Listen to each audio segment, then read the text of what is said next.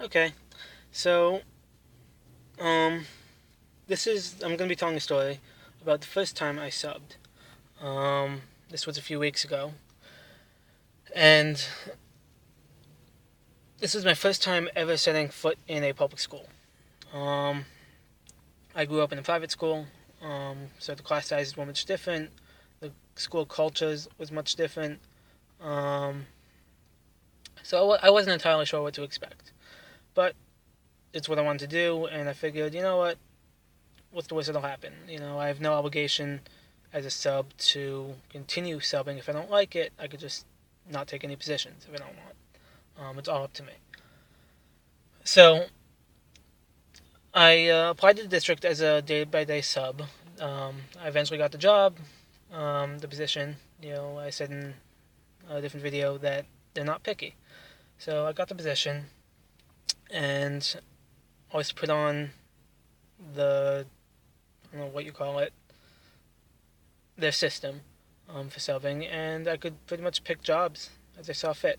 So I did. I picked a job um, that was near me. It was very close to my other place of work, so I could pretty much go sub and then straight from there go to my normal job. Um, so I did, and I got there. I got to the school. I drove past it the day before just so I could know where to park and make sure I had the address correct. So I parked and I went to school, went to the office as per the instructions of subs. You have to report. Like I'm Black Hat, subbing for teacher so and so. Hi. So I did that. I walked in the office. I said who I was, and right off the bat they said, "Oh, we have you subbing for 11th grade." And I said, "What?" Because I signed up for subbing elementary school, and I was thus only allowed to view the open elementary positions. And they said, "Yeah, we know that, but we still need you to sub 11th grade." And now, me, I'm 5'5", and most 11th graders are bigger than me in more directions than just tall. Um, so I was intimidated. I never in a million years dreamt of doing high school.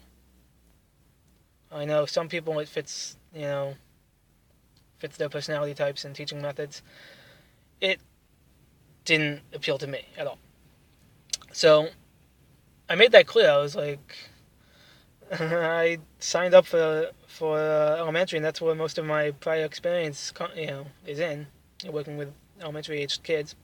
They said, "Yeah, it'll be fine. There's lesson plans out there. If you need help, there's a teacher next door."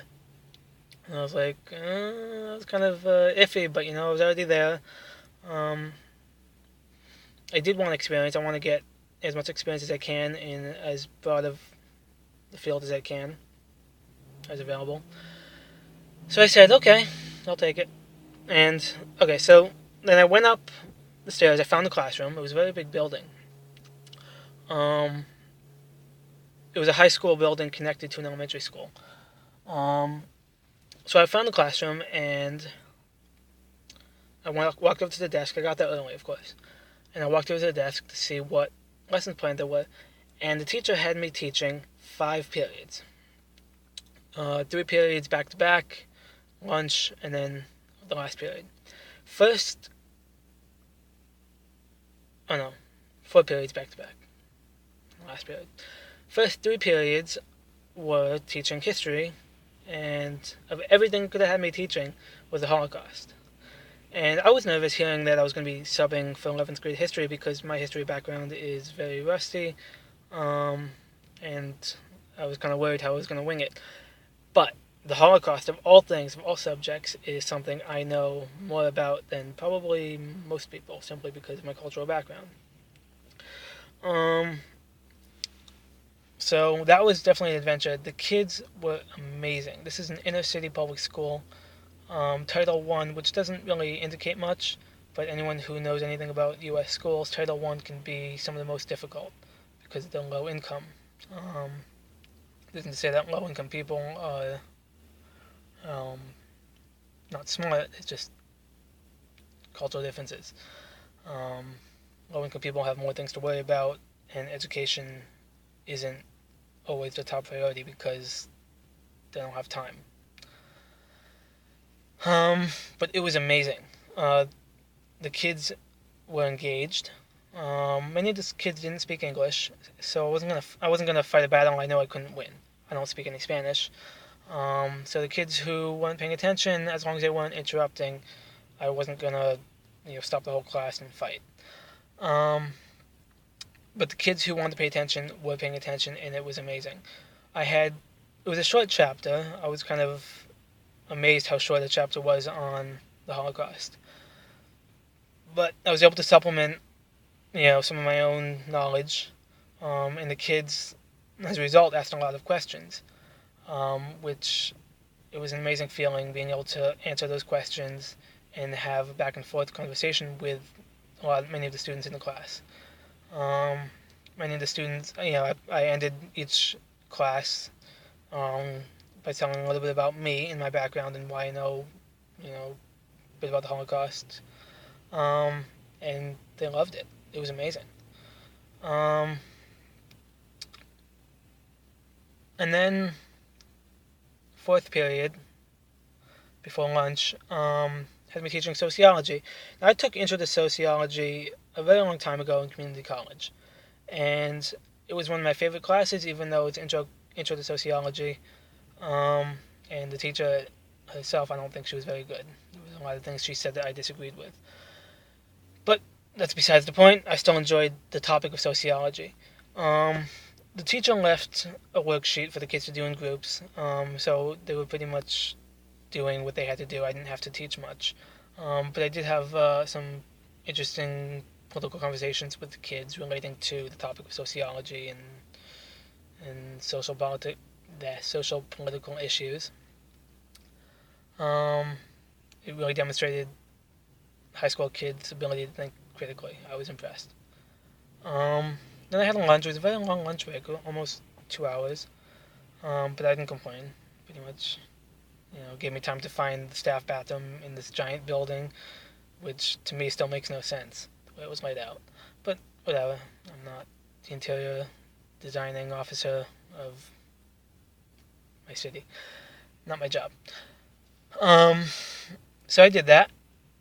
Went to the bathroom, ate lunch, chilled, took a nap. Yes, I took a nap in the teacher's room. And then the last class, it didn't go so well, but, it was the last class of the day. The kids obviously didn't care.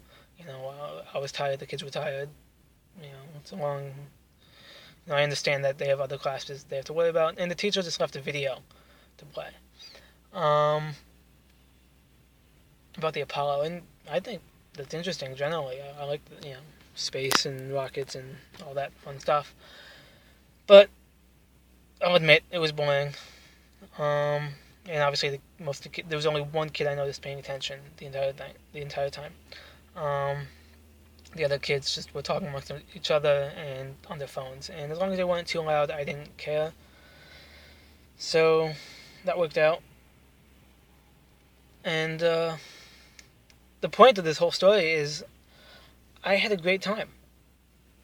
It was an amazing experience, something I would have never expected. And I left feeling like I wanted to sub high school again. It was absolutely amazing. It was phenomenal. Sometimes the greatest experiences you'll have come from the things you'd least expect.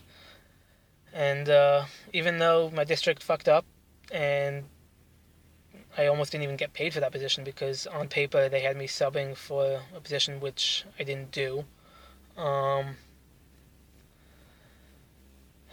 it was still amazing. And I actually kind of am happy that the district fucked up because it was amazing.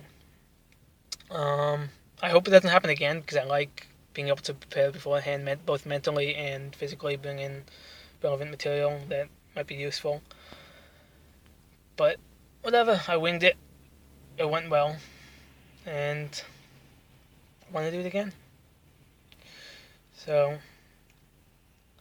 that was my very first time subbing. That's a long video. So my next video will be about subbing second grade, which is today. Actually, gotta go there now. And I'll let you know how that went.